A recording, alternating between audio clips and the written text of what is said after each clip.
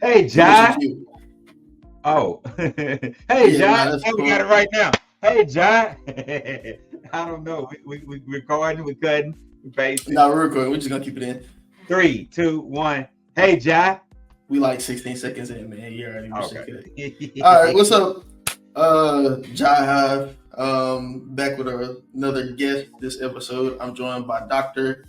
Johnny Young Jr., author, counselor, founder of a school, a Hope Bible Institute, all that good jazz. Welcome to Hey Jai. Welcome. My apologies. My volume went down. So, welcome. I'm glad to be here, glad to be back, and I'm excited about today. Glad to be back. You was never on.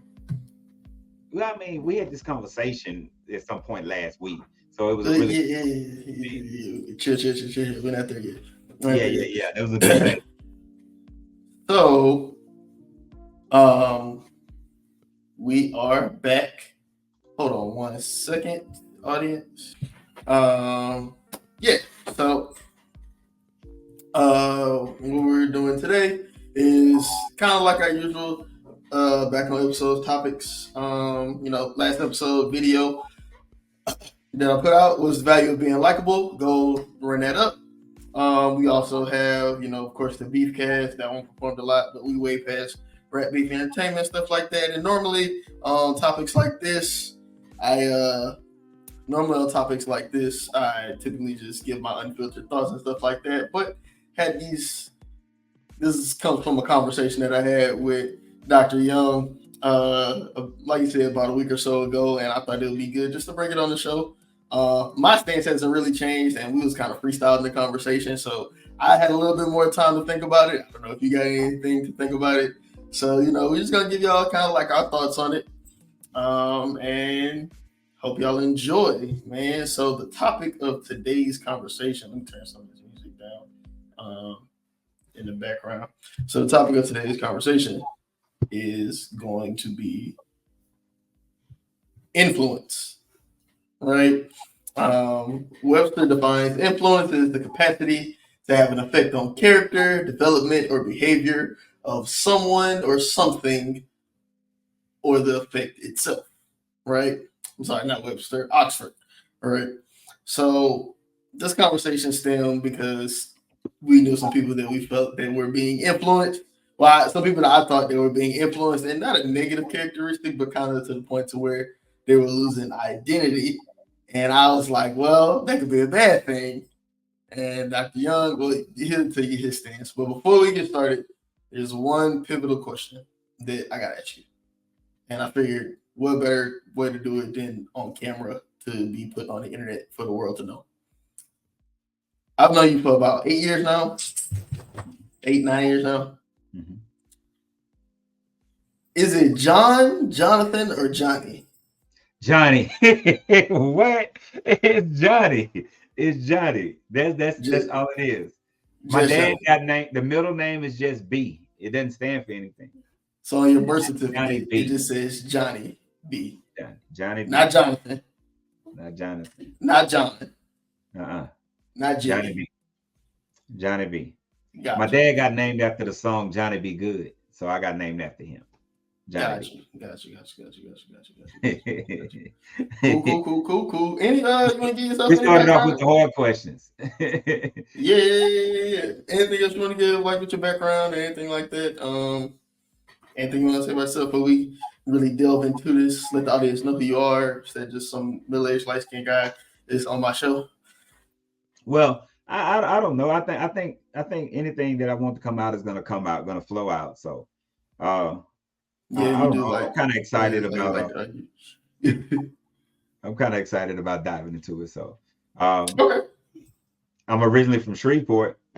I'm originally from Shreveport. Boo. Yeah, Shreveport, Louisiana. Shreveport, Louisiana on the map. But I've been in Baton Rouge now for about 20, 21, 22 years, somewhere off in there. So I'm Okay. almost from Baton Rouge. I've been in Baton Rouge longer than I was in Shreveport. That doesn't make you from Baton Rouge. That's like saying Yeah, it's well, like I don't claim Baton Rouge if it's to any consolation. to anybody in Shreveport. I don't You, claim Breckenridge. you might as well. You can say you from Zachary because they think they're from Baton Rouge too. But yeah. I'm not. I'm not.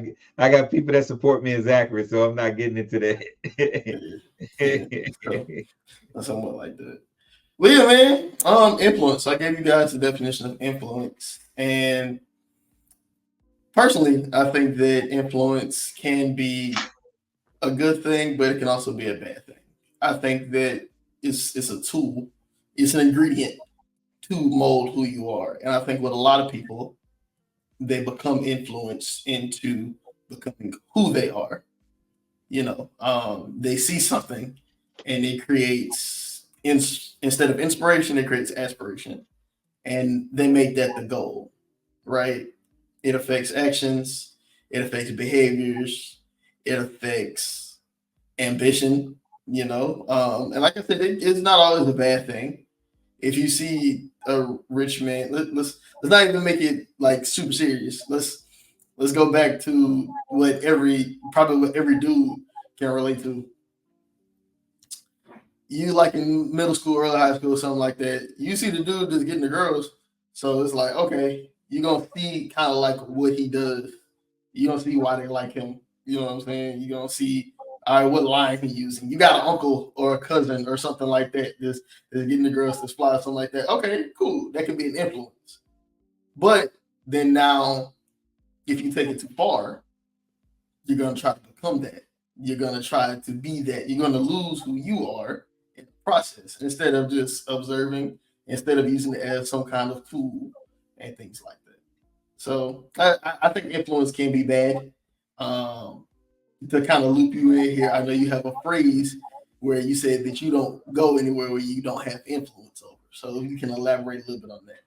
Well, I don't. I didn't say I don't go, but I don't spend my time. I don't spend heavy quantities of time anywhere that I don't have influence. My influence is my value, my weapon, my tool, my instrument, my all of that. So if I don't have influence, then I'm not able to do what I want to do.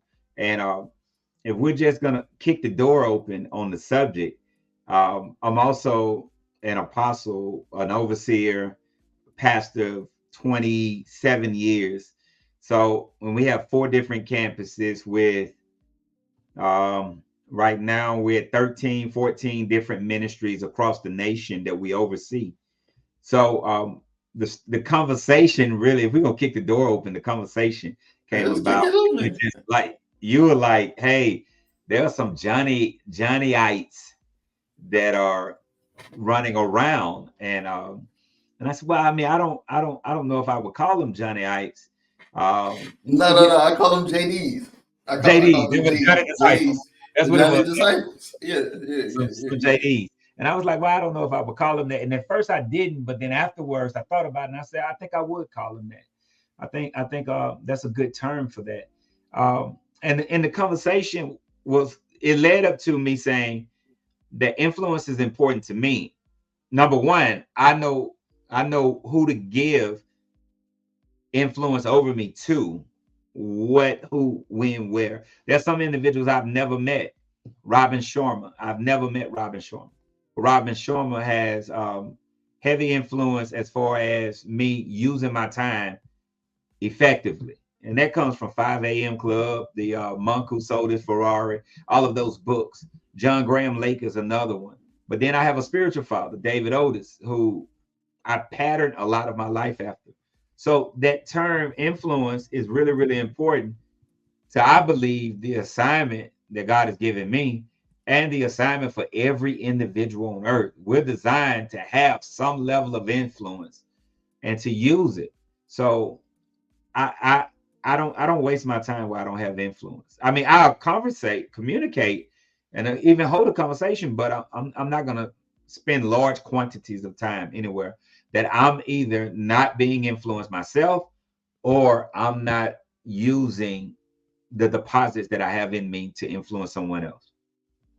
Okay. And I respect that.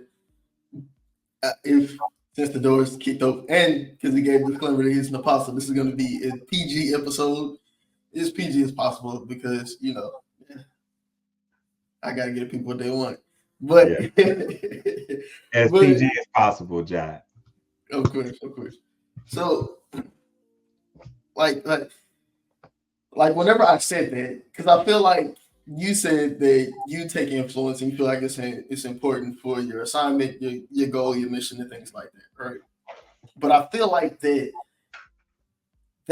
that's where we're on the same page, but I feel like we get lost in saying that it's quintessential because you have the ability to discern that it's like that. Whenever I brought up the JDs, it no longer becomes the assignment with them, from my observation, right? It no longer becomes the assignment. They become you. They're not using your influence to figure out what they want to do for their assignment and stuff like that. Like you said, you could be influenced by people that you don't know. For me, even doing this, just influenced by like people like Bomani Jones, David Letterman, you know, some people I do know who I didn't realize were influences at the time. My old media arts teacher in high school, Mr. Aldridge, rest in peace. I think he might just be really old. I think if he is rest in peace. You just rest in peace. The guy that may not be rest in peace. He was really old. But, you know, just people like that. Some of my professors at Morehouse, Professor Patterson, he was one of the professors that, you know, I'm real big on thinking for yourself. That's the premise of the show. That was the premise of the NIT pod. It's the whole premise of everything, yourself, your own vision, things like that. But he influenced me because of how he used to give our conversations in class. He was a history professor that always said, "What about the other side? Who was right? Who was wrong?" He'll never give us a definitive answer, right? So little things like that you can take from it. But because I learned from Professor Patterson or Professor Handy, another more professor, you know what I'm saying? I didn't dress like them. I didn't walk like them. I didn't take their phrases. I don't talk like Bomani Jones. I don't always agree with Bomani Jones. You know, Van Lathan, guy from Baton Rouge, just in the media space. You know, Mhm. everybody know Van Lathan from TNT and stuff like Yeah. that. You know what I'm saying? My show isn't like Van Lathan. There are elements of it, but that's not what it is. And whenever I was talking about the JDs, which kind of led me into other people, right? It's not just the JDs, but I think that's kind of like where we are at a societal point right now that people are taking influence into a whole different sphere now to where it becomes imitation. And I think that that's where the issue lies in. Like it, even in the entrepreneurial space, and this is why I say it can't be bad. It's not always bad. You are seeing a boom in entrepreneurs that we probably haven't seen since the early 1900s because they just didn't have anything, right? But the biggest difference and the caveat is so many people are trying to do the same thing. It's not even trying to fulfill a need. It's so many people trying to do the same thing. And I know the analogy of not to dissuade anybody from pursuing, you know, whatever entrepreneurial endeavor that you have. You know, I know the analogy of you go on the bread aisle, it's Wonder Bread, Jiffy, Great Value, blah, blah, blah, blah. Right? But like, dog, like, are y'all even trying to like explore anything else? You telling me everybody, you telling me you're supposed to have this many business coaches? You telling me you're supposed to have this many people to do lashes? They keep popping up to do lashes? You telling me all y'all supposed to sell a plate? I've seen y'all plates. Y'all are not supposed to sell plates. Don't put that on God. God ain't tell you need to sell your food. You trying to, you see somebody else do it and you see somebody else have the results that you want. You're not influenced by the individual at that point. What you are is is imitation. You want to imitate the individual because you're envious of the results. Because you can see my life being where that is. And I think not necessarily there's pure envy, but with you, because you are a public figure in your realm. I don't know how much of my audience is going to translate, but you know, well, whenever you share it around, we're gonna have some good crossover. But you're a very public figure in your realm, in several realms. You're on the school board. You was on CNN a couple of years ago and things like that. Like it's you're an author. You run the schools. People from state to state to know you and things like that. Right? You Nobody's really looking at the steps that you took to get here. I know some of the steps because I know you. And Mm-hmm. even then, there was a lot of steps before that. A lot Mm-hmm. of hills and valleys before that. So nobody's necessarily influenced about the essence of what your assignment is and what I necessarily got from the JDs. I see them as people who, okay, I want to be there where you are right now. Mm-hmm. And I think that's across the board with a lot of people. I think people see that as that. It's like almost people didn't have a thought. It's like they're waiting on somebody to tell them what to do. And you being an apostle, you being a teacher, you kind of tell them what to do. And because it's about life stuff, your life would be the result of it. So they're seeing that what it looks like to me in their brain is if I follow this study guide, I'm going to get this answer on the test. Mm-hmm. But we live a human experience, and that's not the case. I, Everybody's A isn't going to look the same. I don't know if I agree with it 100%. I could see your angle looking at it from that example, but because I am an apostle, I got to use my basis for thought. Just I'm not sitting here coming up with some special hyperbole or something like that, or just my foundation of thought comes from Scripture. So in 1 Corinthians 11:1, it basically tells me, well, Paul is writing, he says, follow me as I follow Christ. But it's the New Living Translation that really gets it. He says, imitate me as I imitate Christ. So when you're saying, no, it's kind of shifting to imitation, I don't personally see that as a bad thing. It becomes the responsibility of the person with the influence to navigate them. What we're looking at, I believe we're looking at, like I said, a 27-year span of ministry, of change of identity, character, operation, and function in 27 years. Then we're looking at individuals that are connected to me that may have been connected to me at most 2 years, 3 years, something like that. And they're patterning after that. We're saying, well, listen, you're trying to be that. Well, if we go back into the early years, I was a PD or DD, David disciple, or Pop Otis disciple. I was patterning my walk and talk and everything. And somewhere down the line, there was a transition where I still had all the qualities I picked up from him, but there was a realization of everything that I was, and that's where the springing forth of confidence. I think we're looking at this through a microscope in far too early in the early years. Like if they're 2 3 years into this and they're being developed in this, it becomes my responsibility, in which I do. You don't probably get a chance to see some of those conversations to where they call me. I had somebody call me today and they was like, hey, I got this, and this going on. I said, okay, well, tell me what your answer is. Tell me what you plan to do. Let me hear your solutions. And I tell everybody that especially if they're a minister or a leader or any sort in the ministry around me or in business around me, I tell the employees, all of them, never bring me a problem if you're not going to even bring me a solution. I don't want to hear a problem. I don't care if you say the plumbing, the pipes have burst and the building is flooding. Bring me a suggestion of a solution when you come with that. That's a portion of discipleship. Discipleship is important. So yes, I think imitation is good to lead to a place of being authenticated with your own gifts and everything. So you have a strong foundation to launch from. Some things I kept from David Otis, some things I didn't, but I started that path because I didn't know the first step. I didn't know how to do, I didn't know what to do, I didn't know how to function. And so it becomes my responsibility as the person that has influence in their life to make sure I don't make them dependent upon me. And so I have to know how to navigate them. Some of them requires that I give them a little bit more information. Some of them requires that I lead them to make an independent thought on it, to come up with a solution on their own. So I'm not crippling them in that aspect by them patterning that, but it's a journey. And what took me 27 years to get to, they're only year 2 or 3 in it. So they're in the early years or so in it. And they pretty much, they see the development that comes forth from it. But I think I'm glad you used the word crippling because I think the aspects of it, and I think this is where the road split between us because you are definitely more spiritually in the flow inclined than I am. We see off different eyes, right?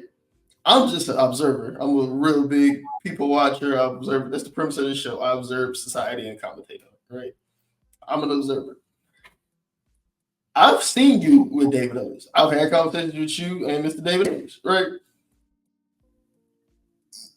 Whenever it comes to your craft, your assignment, your purpose, right? I see the influence right there. Boom. Whenever it comes to you, the individual, I don't see David Otis. And what I'm seeing is observing these people as not just in their craft. When some of the JDs they go up and speak, I hear that. I see that. That's cool. When they're walking around and talking and it sounding like you, the minute I hear I'm like, all right, bro. Like you wasn't doing that 2 weeks ago. And I think that you don't be wearing them head wraps that they supposed to be wearing. Like, I don't, you I know? don't, I don't, I don't, I don't, I don't think. Let's say it this way. I have a bachelor's degree in theology from Liberty University. I have a master's degree in communication and a doctorate degree in theology from National Theological University. I have a doctorate degree in psychology um, from the International Institute of Christian Counseling.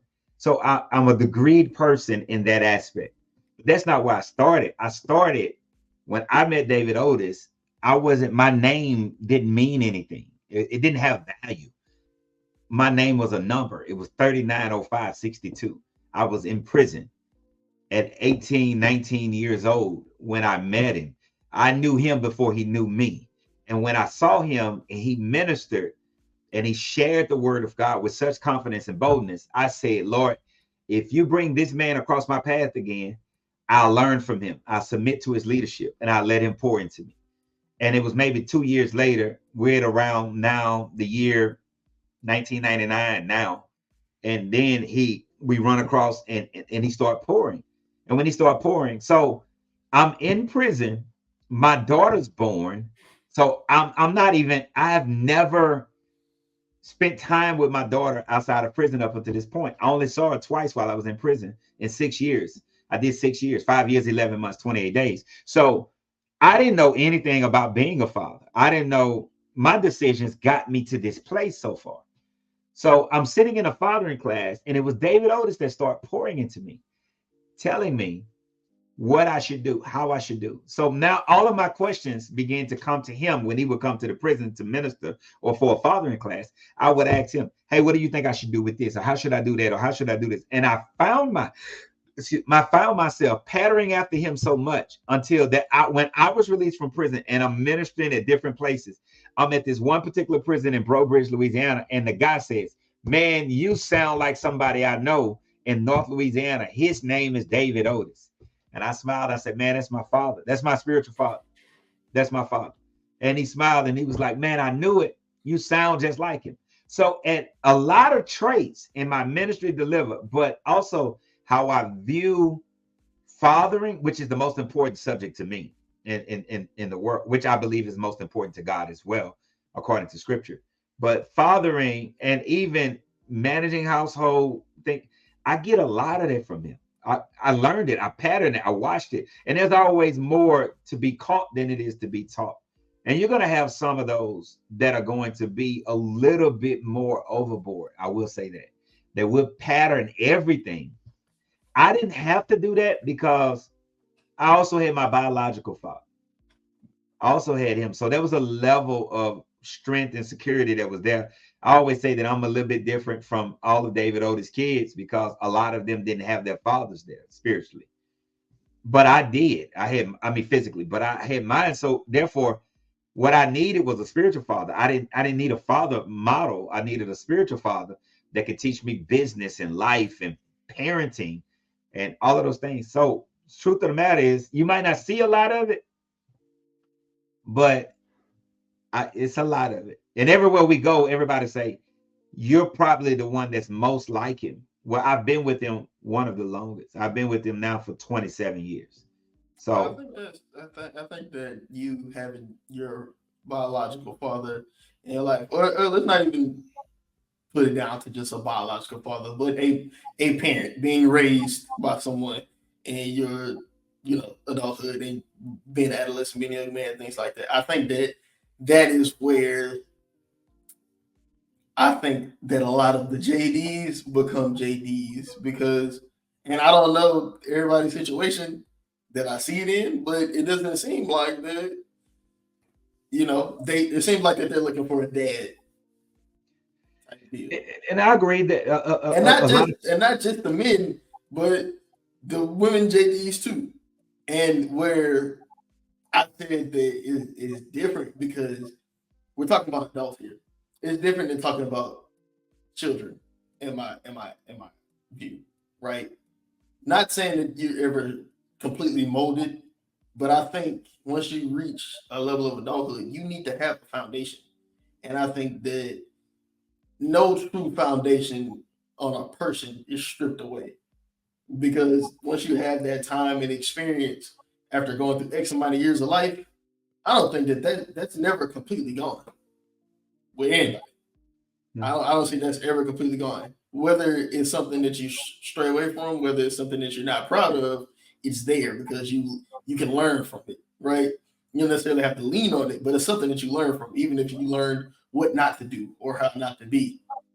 And I think that whenever I said that influence can become a bad thing, and let's just get it off the JDs and things like that right now. Let's get it off of people who will follow you in ministry and things like that. Let's just look at society as a whole right now. It seems like everybody's trying to not everybody, but it seems like a lot of people are trying to lean off of their foundation. It seems like a lot of people are trying to, it's like they don't even have the land, they don't even have the house, but they're thinking about putting in a theater room. They're thinking about the theater room and the pool putting the and the horse before the cart. shrubbery and things like that. It seems like everybody's putting the horse before the cart, but it's not because they want that horse. It's because they see somebody else with that horse. It's because they see another person's horse or cart or whatever, right? They see another person's pool. They see another person's success, and it's a lack of identity. We talked about identity on the show, not us, but us, the Sphere, right? The IMS multiverse. Ah, you have JDs. You have a Jermaine Josh Degrees? Spear, so you have Jai disciples. Not yet. Not yet. But no, like we talked about this before about like identity, like style. Style is lost. In clothes, in lingo, in lingo is fading away. In music sounds and dancing, it's fading away. Right? Everybody is typically leaning towards the same thing, and I think it's because they're being influenced by things. And I think that influence, good or bad, it's gone past influence to imitation. Some people get influenced and they get inspiration to go and do their own thing, to carry themselves a certain way, to achieve success at whatever rate. Somebody I consider a mentor, one of my OGs from Morehouse, right? Is Jay Lee. I got Justin. He's from New Orleans. Justin's career path is in entrepreneurship, construction, real estate. I'm not in any of those things. I think if I get those things, and there's a lot of money that could be made. And he's influenced me in ways, even whenever on campus, and to carry myself, to go be more social, join clubs and things like that. That I can be young and have different aspirations to take what I can from corporate America and then use that to take care of my own things and things like that, right? And he's somebody that influenced me. He only like a year or two, right? But I don't walk like him. I don't talk like him. I don't dress like him, something like that. And it's just kind of like where I took my entrepreneurial endeavor, where I wanted to build out for my life, for my dream, is completely different. And I think that there's not enough people that go and think like that. Shout out to my homeboys Austin and Austin and Jose out in Austin, Texas. Right? They started a cigar company, Mayfin Cigars. If you like cigars, go check them out. I'm gonna link it in the thing. Right? Mayfin Cigars. two of the best people, and I'd love to have them on the show. I think you'll love talking to them, right? Two of the best people I know that whenever it comes to having a conversation, whenever it comes to thought and thinking for themselves, they started a cigar company because they like cigars. Their first company was going around advertising the great things that they like about Austin. They're both from Austin. They love their city, right? It wasn't a hustle. It wasn't a, oh, I see them doing this, so I'm gonna jump on this wave type thing. And I think there's so many wave riders out there that you just really gotta salute the people that's doing it their own way, because it's not enough people that's trying to do it. What's up, guys? That was part one of the influence video featuring Dr. Johnny Young. Part two is coming out soon. So tune in for that. Remember to like, comment, subscribe, share the video. You're probably seeing this on Instagram or YouTube. But yeah, new things coming soon. Part two will be dropping very, very soon. So it's been Hey Jai. Shout out to the new logo. And yeah, we out.